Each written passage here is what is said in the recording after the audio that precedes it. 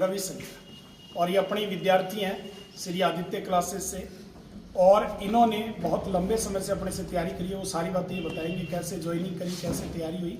पर सबसे पहले मैं आपको बता दूं कि इनका अभी राजस्थान पुलिस कांस्टेबल में चयन हुआ है, तो उसके लिए मेरी तरफ से इनको बहुत बहुत बधाई।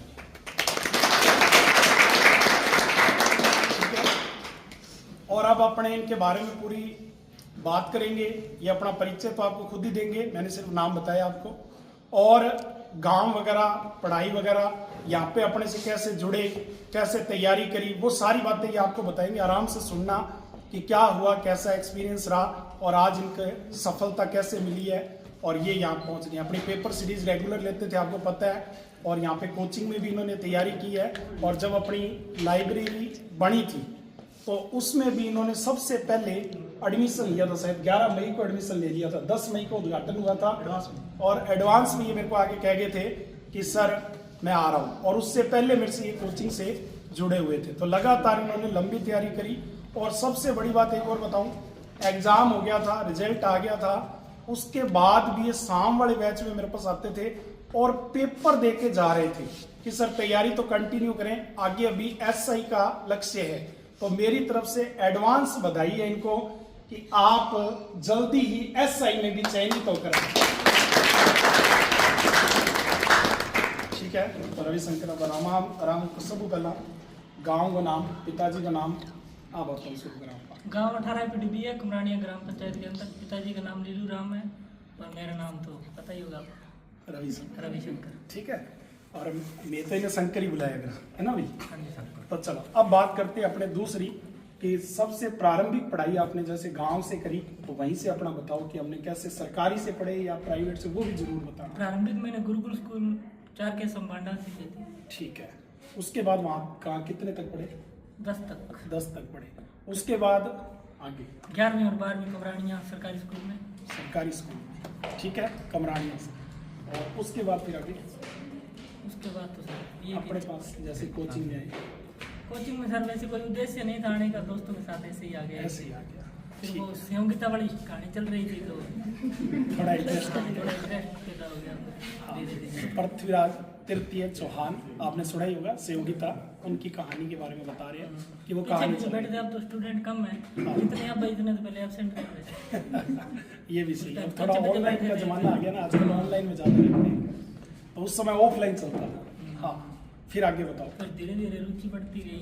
वैसे कोई उद्देश्य नहीं था जॉब का, ठीक है, वैसे खेलने का शौक था मतलब। ठीक है, तो खेलने का ज्यादा शौक था, फिर धीरे धीरे रुचि बनी कैसे?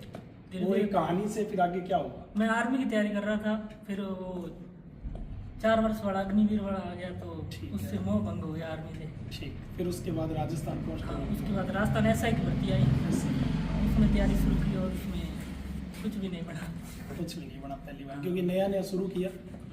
और फिर उसके बाद आगे धीरे धीरे फिर जैसे श्रवण और अरविंदर और वो साथी आते थे अपने, उनके साथ अच्छा था। ठीक है, फिर एक मेरे साथ रूममेट मिल गया, वो CO का गनमैन है, उसके साथ रहने लग गया तो धीरे धीरे पुलिस की तरफ इंटरेस्ट ज़्यादा हो गया। ठीक है, उसके बाद बस और फिर उसके बाद इंटरेस्ट आपका रेगुलर बन गया। हाँ जी तो सर। वहां से पेपर सीरीज वाला मैं वो बड़ा प्रश्न पूछूं, पेपर सीरीज में आपको कैसे लगा कि यहाँ पे जो इंटरेस्टिंग चीज है सबसे बड़ी अपनी रहती है पेपर सीरीज, वो उसके बारे में थोड़ा बताओ। हाँ, पेपर सीरीज मंडे को होते थे पहले, अब तो शायद मंगलवार को। मंडे को ही होता है अभी। मंडे को ही होता है। हाँ, मंडे को जो सिलेबस होता था उसके अकॉर्डिंग पढ़ाई कर लेते थे। हाँ, और वो सबसे बड़ी बात मैं एक चीज आपको सबको कहूंगा, विद्यार्थियों को, जो मैं हमेशा विद्यार्थियों को कहता हूँ कि टॉपिक वाइज हमारी टेस्ट हाँ, टॉपिक वाइज होनी चाहिए।